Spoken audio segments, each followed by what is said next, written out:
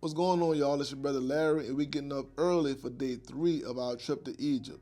And no, those of y'all that are in my DMs asking me where the black people at, y'all not tripping. This day is dedicated to finding the black people in Egypt. So we getting up early because I wanted to fly to Aswan. That's where the guy told me where the black people were. They have a place called the Nubian Village. So I had to take a plane to Aswan. That was gonna be the fastest way to get there. Now on the way over there, I had to stop and get this beautiful view of the Nile River and then stop and give me some money because I know we're going around our people. And Aswan is a place that really depends on the tourist dollars, so we're going to put the money in the right hands. And here we go, just like that, I ran into the first brother that looks like he could be one of us. If you ran into that brother during Mardi Gras, you will not expect him to open up his mouth and just speak a whole bunch of Arabic. The view on the way to the Philae Temple, which is where we're going right now, was just beautiful. A lot of greenery, a lot of water, a lot of animal sounds.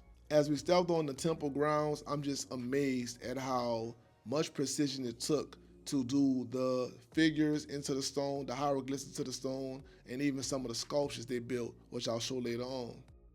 One of the biggest reasons I'm so passionate about art is because of art's huge role in human history, and I truly believe that it is an artist's job to depict their time in human history. And the only time I saw cats the whole time I was in Egypt is at the temples, the holiest of animals. Argue with your mom. My standouts were this hieroglyph of a woman giving a man life, what I believe to be an early grinding bowl, and of course, a birthing throne, where the woman would open her legs on top of and with assistance squat and drop the baby on the throne. Outside of downtown Aswan, most of the attractions are along the River Nile, where most of the people live. You're gonna do a lot of traveling by boat. I'm slowing it down for y'all to see who was the captain of the ship, a 14 and a 16-year-old young man. And I know that I made their day when we got done and I gave them that tip. Pause.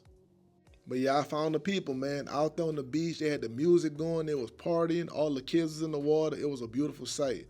And y'all know I had to get in that water. I'm not no swimmer, so I'm not about to drown myself for y'all, but I put a little water on my face and I got my feet wet in that Nile River. Had to do it. I was invited into one of the houses and I thought it was real crazy how they have power, but they don't have running water and they don't have indoor plumbing. But if you see the sand on the ground, they say that they put the sand there because it makes the ground soft like a carpet, so they're not just walking around on concrete all day.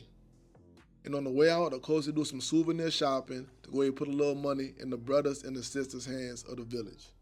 And look at the babies, man. Ain't they precious? I'm gonna catch y'all in the next one.